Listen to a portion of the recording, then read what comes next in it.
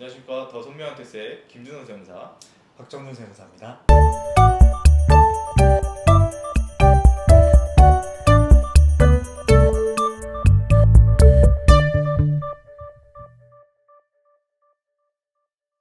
오늘 이제 모신 이제 세무사님은 처음 뵀죠? 저희 아, 영상에서는. 네, 이 영상은 처음 네, 출연. 그래서 이제 첫 출연이고 해서 좀 자기소개 좀 부탁드리겠습니다. 네, 안녕하세요. 저는 박정준 세무사고요. 세무에게 더원 대표 세무사로 근무하고 있습니다. 국세청에서 네. 14년 정도 근무를 했고요. 네. 특히 이제 세무조사 쪽에서 조사 파트에서 9년을 근무를 했고, 그래서 실무자로서만 9년을 근무해서 그쪽에서는 좀 열심히 했던 그런 세무사입니다. 그래서 오늘 이제 박정준 세무사님 모셔서 조금 이제 국세청에 오래 계셨으니까 뭐 관련된 내용들을 좀 이제 들어보고자 모셨는데, 오늘 주제는 세무조사 관련이잖아요. 어차피 세무조사 쪽에도 많이 계셨으니까. 네. 세무조사 관련된 것도 궁금해하셔서 저희가 그런 주제를 이제 준비했거든요. 뭐 그 세무조사에도 뭐 종류가 있는 건가요? 일단 조사는 조사 종류는 네. 이제 어떻게 구분하냐에 따라 달라지는데, 일단 가장 크게는 세목별로 네. 바뀔 수가 있거든요. 일단은 통합조사와 그다음에 네. 세목별 조사로 나눠지는데, 네. 이제 통합조사라고 하면 이제 모든 세목, 그 법인이나 그 개인에 대한 모든 세목을 이제 네. 조사하는 것을 통합조사라고 하고, 네. 이제 세목별 조사는 특정 세목만을 조사하는 걸 말합니다. 일반적으로는 양도세 조사 아니면 상속세, 증여세 조사는 세목별에 해당이 되고, 네. 세무조사 통지서에 법인 세목, 법인세, 네. 소득세 이렇게 적혀 있으면 거의 10중 8구 통합조사라고 보면 되고요. 음. 왜냐하면 법인세나 소득세는 그 전에 부가세가 거의 연관이 돼서 나가는 세목이다 보니까 한 세목만 하지 않기 때문에 만약 조사 통지서에 법인세나 소득세로 나가면 다 그런 건 아니지만 네. 이제 통합조사로 구분이 되고, 나머지 조사들은 거의 세목별 조사 이렇게 구분이 되는 편입니다. 그럼 뭐 통합조사와 세목별 조사의 뭐 규모는 어떤 게 더 큰가요? 당연히 이제 굳이 따지자면 통합조사가 더 크고요. 왜냐하면 통합조사가 이제 모든 걸 다 보는 거다 보니까 규모나 기간이나 그런 것들이 더 길 가능성이 조금 더 있습니다. 그러면은 통합이면은 그냥 어떤 세목 구분 없이 다 조사하는 거네요? 네, 맞습니다. 그러니까 그 법인이면 법인, 네. 개인이면 개인 다 조사하는 건데, 다만 이제 사업과 관련된 내용이기 때문에 개인에 대한 상속세나 증여세나 양도세 같은 경우는 별개로 보지, 그거는 통합조사에 해당되지는 않습니다. 그럼 뭐 세목으로 조사가 나왔다. 근데 파생이 될 수도 있는 건가요? 통합으로? 네, 맞습니다. 그러니까 부가세 조사로 시작을 했는데, 네. 만약에 이게 문제가 법인에도 영향을 미치게 되고, 그리고 그 부분에 대해서 조금 더 조사가 네. 필요하다고 판단이 되면 네. 조사가 법인세 통합조사로 확대가 될 수도 확대가 있습니다. 되고. 네. 세무조사 안 하는 게 가장 좋겠지만 그렇죠. 뭐 세무조사가 나와서 뭐 대응하는 것도 굉장히 중요하잖아요. 그렇죠. 그 뭐 세무조사에서 대응을 하면 뭐 세목이 줄어들거나 세액이 줄어들거나, 그 뭐 세무대리인에게 맡겼을 때 뭐 세액이 줄어들 수 있는 가능성도 있는 거잖아요. 네, 맞습니다. 그게 이제 그 불법이 아니라 네. 이제 적법한 이제 세법적인 테두리 안에서 하면은 당연히 그건 가능한 거니까. 네, 당연히 네. 맞습니다. 뭐 세무대리인 선정도 굉장히 중요하겠네요. 많이 중요합니다. 네. 그러니까 똑같은 사안에 네. 대해서 네. 이제 접근하는 방식 아니면 어떤 그 과세 논리를 이제 하고 대응 논리를 생각할 거냐는 네. 사실은 같은 세무사라고 하더라도 네. 그 경험이나 아니면 그렇죠. 지식이나 맞습니다. 이런 부분에 따라서 네. 달라지기 때문에 네. 어떤 세무사를 이제 선정하냐에 따라서 음. 그 조사에 대한 대응도 달라질 네. 수밖에 없습니다.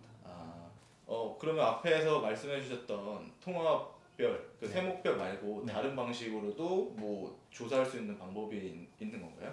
조사를 네. 아까 말씀드린 것처럼 여러 가지로 구분할 수가 있는데, 네. 이제 그 세목이 아니라 네. 조사에 들어가는 조사에서 보는 항목들, 네. 어떤 항목들을 보느냐에 따라서 전부조사와 부분조사로 나뉘기도 합니다. 그러니까 그 전부조사는 네. 그 조사 대상 기간에 있는 모든 항목들, 매출이라든가 경비라든가 매입, 세액 공제 이런 부분을 전부 다 보는 것들을 말하고, 부분조사는 그 과세 기간의 특정 항목만을 보는 것을 그 말합니다. 경비의 항목들만. 예, 그렇죠. 네. 인건비만 문제가 인건비만 있는지. 보겠다. 아니면 세액 공제만 보겠다.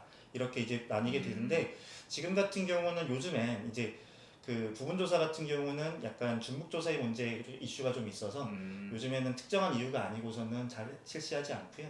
아까 전에 말씀드렸던 통합조사와 세목별 조사의 구분에서도 네. 사실 이제 아까 말씀드린 것처럼 중복조사의 문제가 있기 때문에 세목별 조사를 잘 실시하지는 않는 편이긴 합니다. 그럼 이렇게 될 수도 있는 거네요. 네. 그 부분 조사의 개정 과목을 이제 조사를 하다가 파생이 돼서 그 통합 조사로 전부 조사로 가고 네. 그다음에 세목별로 가고 나중에 통합으로 이렇게 갈 수도 있는 거예요. 예, 다 이렇게 확대가 될 수 있습니다. 그렇군요. 네. 하나의 꼬투리라도 잡히면 이거 뭐 문제가 될 수도 있는 거예요. 그럼요. 네. 그리고 네. 세무 조사를 하게 되면 네. 이게 그러니까 단순하게 추징세만 나오는 경우도 있고 고발이 되는 경우도 있나요? 예, 맞습니다. 그러니까 세무조사는 크게 아까 말씀하신 것처럼 일반적으로는 이제 적정성을 검증해서 신고의 적정성을 검증해서 세금을 추징하는 게 네. 일반적으로 이제 하는 행위인데, 네. 근데 일반 세무조사 말고 네. 말씀하신 것처럼 조세의 포탈이 이제 고의성이 있다고 판단이 돼서 그거를 이제 벌금을 매기거나 아니면 네. 그 고발을 한다거나 네. 할 수가 있게 됩니다. 이제 네. 그렇게 되는 거를 조세범칙 조사라고 하는데, 그렇게 되면 통지서 자체에 조세범칙 조사라고 따로 이제 지정돼서 나오고, 그렇게 되면 이제 너의 고발을 목적으로 한다 이렇게 지정돼서 나오는 조사긴 합니다. 근데 다만 아까 말씀드린 것처럼 네. 그게 조세의 포탈과 관련된 내용이고, 네. 그리고 그 포탈이 결과적으로는 세금 추징과도 관련이 있기 때문에 일반적으로는 포탈 조사만 하는 경우는 잘 없고요. 일반 세무 조사를 실시를 하고 거기에 세금의 추징세액이 금액이 크거나 이게 이제 고발 사안이 있으면 원칙 조사로 전환되기도 합니다. 고발하면 진짜 구속까지 가나요? 구속까지 가는 경우 있습니다. 있어요? 예, 제가 실무적으로 했던 경우에도 네. 제가 고발한 건 중에 실제로 이제 구속되신 분들도 명령을 보내셨군요. 네, 물론 이제 그렇지 않은 경우도 있고요. 그럼요. 네. 그건 아주 특이한 케이스겠죠. 네, 많지는 않은데 있었습니다. 네. 그렇군요. 그리고 또 뭐 일반 드라마나 TV 뉴스에 보면 뭐 검찰에서 갑자기 뒤에 닥쳐가지고 뭐 서류를 다 가져가거나 이런 케이스가 많잖아요. 네. 근데 이것도 세무조사에 뭐 그런 조사가 있나요? 예, 가끔 TV에 보다 보면 뭐 검찰도 이제 쓸어가기도 하죠. 속된 말로. 네. 근데 이제 국세청도 나왔다고 해서 쓸어가는 이제 그런 모습들이 가끔 나오죠. 파란 박스 이렇게 들고. 네, 맞습니다. 네, 그런 조사가 실제로 존재를 하고요. 이제 그거는 이제 조사를 어떻게 구분하는 거니까 조사의 그 선정 사유, 조사의 선정 사유에 따라서 조사를 구분할 수 있습니다. 지금 같이 말씀드리는 건 비정기 조사라고 이야기를 하고요. 네. 그러니까 비정기 조사와 정기 조사로 구분이 되는데, 네. 그 비정기 조사는 이제 그 확실한 탄류 혐의가 이제 국세청에서 분석했을 때 탄류 혐의가 있다. 네. 뭐 예를 들면 네. 무자료 거래가 있다거나 뭐 가공 거래가 있다거나 혹은 이제 그 국세청에서 요구하는 뭐 서식들을 제출하지 않았을 때 뭐 그래서 비정기 조사를 네. 선정하게 됩니다. 네. 그래서 비정기 조사를 선정할 수가 있고, 네. 그 외에 이제 비정기 조사 말고 정기 조사가 있는데, 네. 정기 조사 같은 경우는 특별하게 뭐 잘못이 있어서 조사를 하는 것은 아니고 그냥 정기적으로 신고의 적정성을 검증하겠다. 검토하는 예, 네. 그냥 일반적인 회계 감사 같은 거하고 비슷하다고 생각하시면 됩니다. 그거는 이제 정기적으로 그냥 받는 것에 불과하고, 그래서 그 정기조사와 비정기조사를 네. 비교를 하면 제가 이제 실무적으로 네. 사람들이 가장 물어봤을 때 비정기 조사를 나가게 되면 네.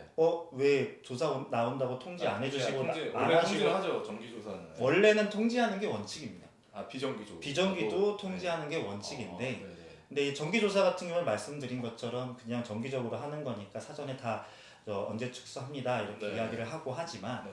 비정기는 이제 분명히 내가 목적을 갖고 이게 문제가 있다는 걸 알고 들어가는 거다 보니까 만약에 내가 국세청 입장에서 내가 미리 알려주면 네, 이걸 이제 대비를 할 수 있겠다라고 생각이 될 경우엔 통지를 당연히 안 하겠죠. 그래서 안 해서 가는 거고, 그 중에서 지금 처음에 말씀하셨던 것처럼 파란 박스 들고 이렇게 서류를 가져가는 네. 경우는 그 비정기 조사 중에 이거는 서류를 가져가야겠다라 그래서 뭐 일시 보관 혹은 이제 뭐 압수수색 영장을 받아서 뭐 압수수색을 한다거나 그렇게 진행하는 비정기 조사의 하나의 이제 형태 중에 하나라고 보시면 됩니다. 그럼 만약에 자료를 쓰러 가잖아요. 네. 비정기 조사를 통해서. 네. 그럼 그 자료는 돌려주겠죠? 네, 그거는 네. 원래 조사 기간 중에는 납세자가 요구할 경우에는 복사를 하고 돌려줄 수 있게 되어 있고요. 복사를 그리고- 하고 그리고 조사 끝나면 원래 원본 반환을 다 하게 되어 있습니다. 그러니까 일단 뭐 정기와 비정기로 나뉘는데 비정기 세무조사가 나왔다고 하면 일단 좀 뭐 조세 포탈 혐의도 있는 거고 네. 가공 자료죠. 가공 자료가 있다고 보기 때문에 좀 큰 조사라고 볼 수 있겠네요. 아무래도 뭐 세금의 추징이나 이런 네. 부분에서 보면 비정기 조사가 좀 더 뭐 이유를 알고 하는 거다 보니까 세금 추징도 좀 많고 사실 심각한 경우가 좀 더 많고요. 과세 기간이나 과세 뭐 조사 기간이나 그런 것도 비정기 조사가 좀 더 길 확률이 높습니다. 오늘은 이제 박정준 세무사님 이제 국세청 출신의 세무사님 모셔서 그 세무조사를 잘 대비하고 그리고 잘 세무조사의 방식 뭐 어떤 이제 세목들이 나오는 건지 쭉 얘기해봤는데 굉장히 좀 유익한 시간이었던 것 같아요. 다음번에도 뭐 다른 이제 세무조사 방향이라든지 뭐 대응 방법이라든지 이런 것들을 쭉 모셔서 다시 한번 영상을 찍겠습니다. 감사합니다. 감사합니다.